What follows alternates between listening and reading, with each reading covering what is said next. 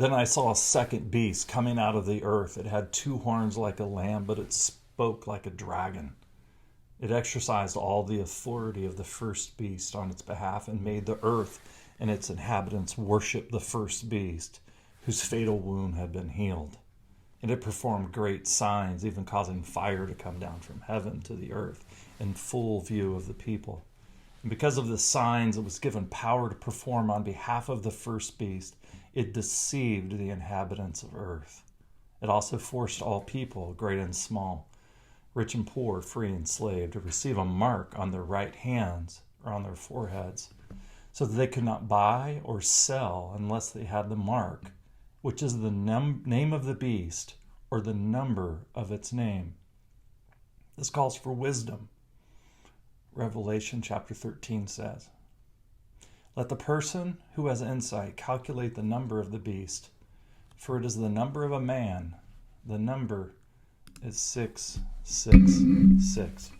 Starting a new series today called Revelation Understood. And if you were with us on Sunday, I talked about how there's some weird, bizarre, freaky stuff in the book of Revelations, but the book of Revelation has been taken captive by kooky television evangelists, by people who don't understand basic literature and how to interpret it, people who are forcing particular viewpoints on the text.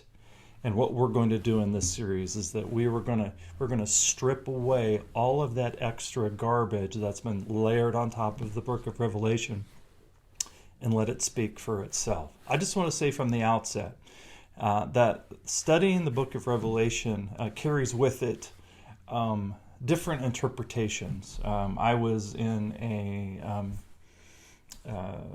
collegium last summer with the best and brightest minds in the world on the book of Revelation. Not that I'm one of them, obviously, but I was learning from them. And they all agreed on the purpose of the book of Revelation. Every single person there agreed on what it was meant to accomplish in the lives of people. And anybody that reads the book of Revelations like you would read any other book of the Bible will come to that same conclusion.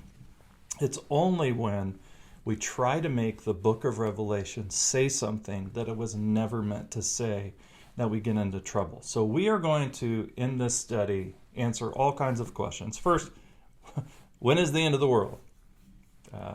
Can we determine that from the book of Revelation? What's going to happen?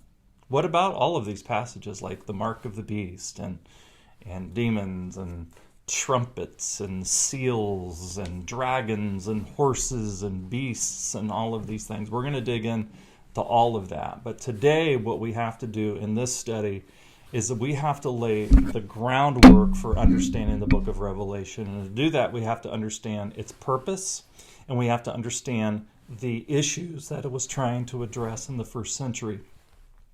On Sunday, I talked about the Apostle John was the last apostle alive in the first century. And during the time of Domitian, Roman emperor, there was great persecution in Western Turkey.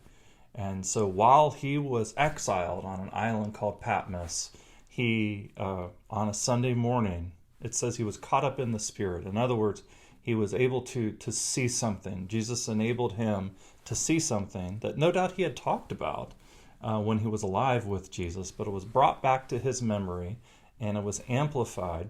And this book that we call the book of Revelation is nothing but this prophecy about what is going to happen, first and foremost, in the lives of people in the first century. Does my hand look big when I'm doing this? In my life. In the lives of people in the first century. Okay, so what you're going to do is you're going to dig into parts of chapter 1, 2, and 3. Chapter 1 is the vision that's given to John. He's commanded to write it down. In chapters 2 and 3, John writes specific little prefaces to the revelation to each church, and he includes all 7 churches with all of their emails. And so you're going to read bits and pieces of each of them, and what you're going to do is you're going to look at the key issues. Without understanding the key issues that are addressed in the book of Revelation, you're going to get way off course with bizarre and bewildering interpretations, which we are commanded not to come up with. Like we talked about on Sunday, the end of the book of Revelation commands very specifically, do not add anything to this book that's not in it. And so we're going to be very cautious not to do that. So in your study today, I want you to dig into these passages, and I want you to ask two questions. Number one, what did it say to people in the first century? And then the second question is, what does it mean to us today? What are the analogies that we can draw between where we are today and where they are in the first century? You get a good foundation of that in your study today. You are going to be light years ahead beyond the person who just picks up the book of Revelation and starts reading it. So in your groups and in your personal time, I want you to study chapter 1, 2, and 3. And then if you're preparing for next Sunday, I want you to read chapters 4 and 5. And it's going to start getting really, really exciting, really good. Love you guys here. I'm hearing great things about the excitement of the groups, the people who are getting together. And even if this is not your first time in a group, even if this is a first time in your group, just open up your mind, open up your heart, listen, ask questions. The whole point of studying this book together is because we don't know anything about it, right? And it took me, a year and a half of studying to really get it to the point where we're going to be able to process that. So anyway, have a great study. Have a great time. Look forward to seeing you next week.